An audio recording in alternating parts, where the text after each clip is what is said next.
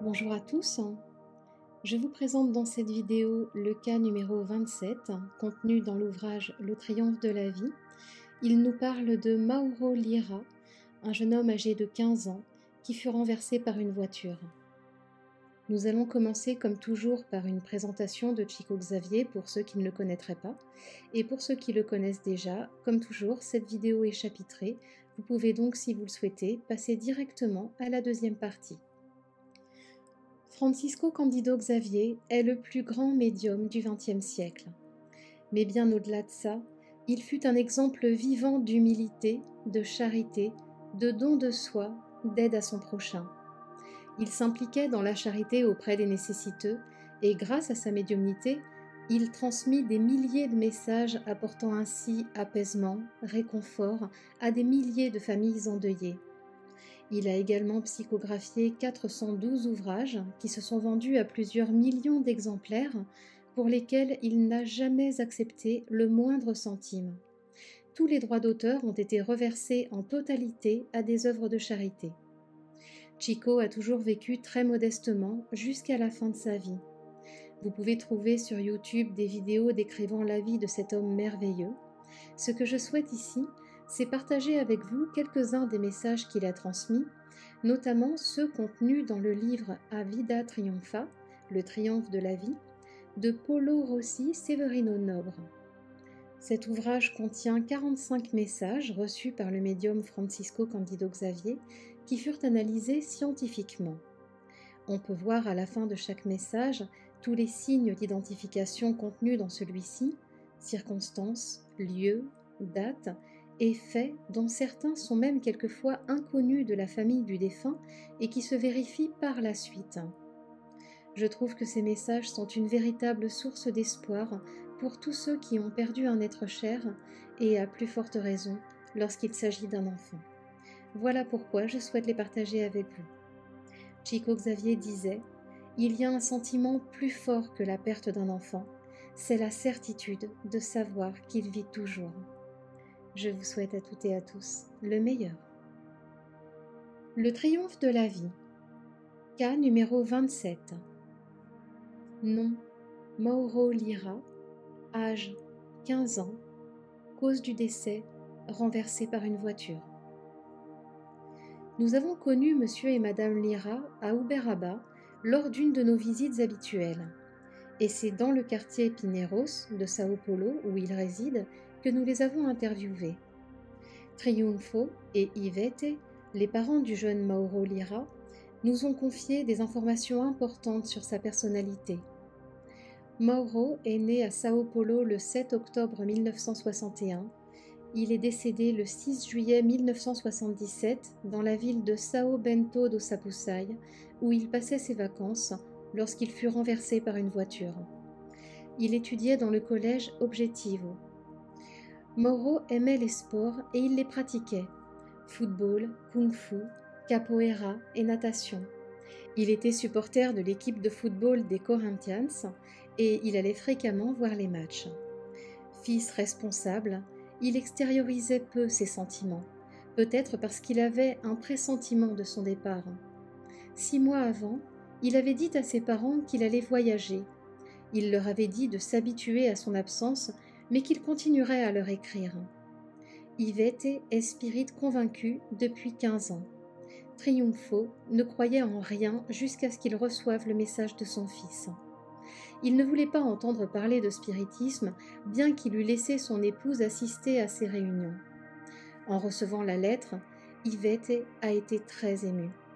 Elle n'a pas eu de doute quant à son authenticité. Triunfo, quant à lui, a été à Uberaba voir Chico Xavier par désespoir. Il ne croyait plus en rien. Avec la réception du message, il sentit ses forces et l'espoir revenir. Un nouveau souffle le consola, lui fit reprendre les affaires qu'il avait abandonnées. Aujourd'hui, l'assistance aux plus nécessiteux est le but de sa vie. Le message. Chère maman, mon cher papa, je demande votre bénédiction. J'ai réussi à venir jusqu'ici afin de vous donner quelques nouvelles, mais je remarque que sans tonton Manoël, qui m'a emmené, ce serait difficile pour moi. Il me semble qu'il est plus compliqué d'écrire ici devant tant d'amis que de faire un examen à l'objectivo. Grâce à Dieu, je ne vois ici que des visages amis. Personne ne veut contrôler les connaissances générales que j'ai entassées dans ma tête. J'ai l'impression que nous sommes ici dans une famille plus grande, tournée vers Dieu et la paix. Cela me donne du courage. Je viens vous prier de ne plus pleurer autant comme quelqu'un qui alimente un feu dans ses pensées. Nous pouvons pleurer, oui. J'ai moi-même besoin des encouragements de mon oncle pour que mes mains ne s'engourdissent pas avec mes larmes. Ce sont des larmes de nostalgie, mais de la nostalgie mélangée d'une immense gratitude pour tout ce que vous m'avez donné dans ce monde. Des larmes de joie, parce qu'une foi nouvelle est en train de naître dans mon cœur. Je ne peux pas être le fils diplômé qui aide sa famille avec son salaire, mais avec la bénédiction de Dieu, je pourrais aider d'une autre manière. Maman, papa, je serai pour vous un peu d'espoir pour le futur, et je réanimerai jour après jour la flamme de notre amour. Je serai pour Myriam, Edson et Antonino un compagnon capable de les aider avec l'aide de Dieu. J'ai la foi. Au départ, j'ai souffert l'inattendu. Le choc a été le nôtre. Le lundi, papa m'a emmené à Sao Bento pour les vacances, et le mercredi, l'accident m'a laissé au sol. Je n'ai pas eu de douleur, mais de l'anxiété. Je voulais communiquer avec vous, mais tout a été si rapide que je n'ai pas eu d'autre choix que de me rendre au sommeil qui s'emparait de moi. Je me suis réveillée dans une école-hôpital, croyant que j'avais pu me tirer de la catastrophe.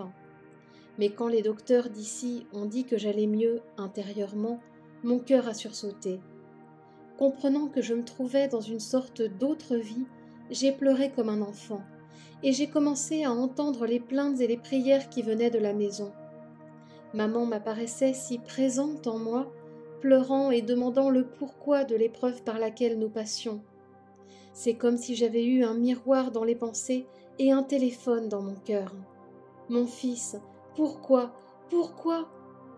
Les paroles me parvenaient avec tant de précision que je ne pouvais pas faire abstraction de notre douleur.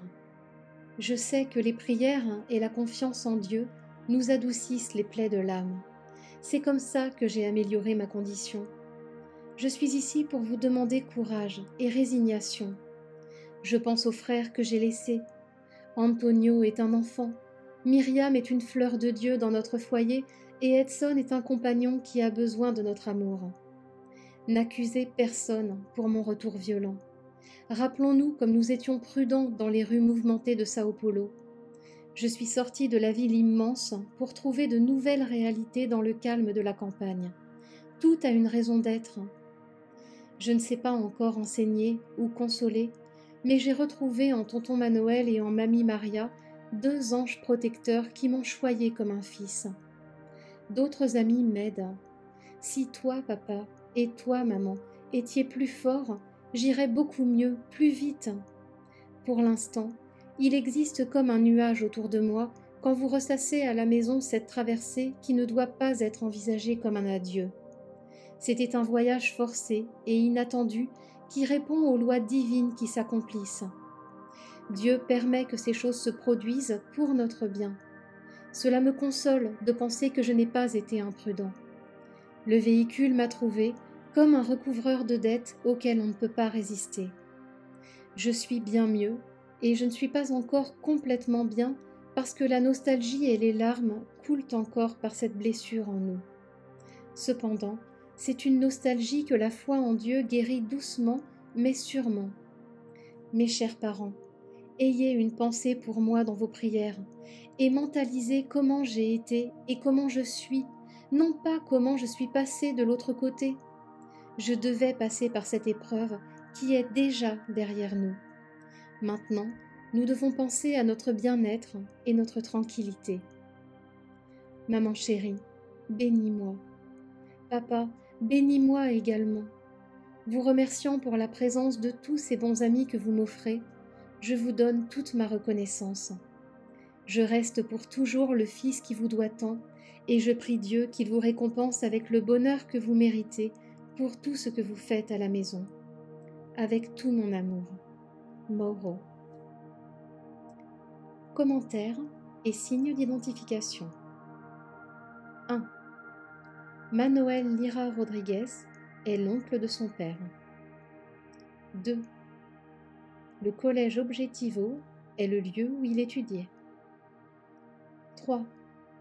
Myriam, Edson et Antonino sont ses frères et sœurs.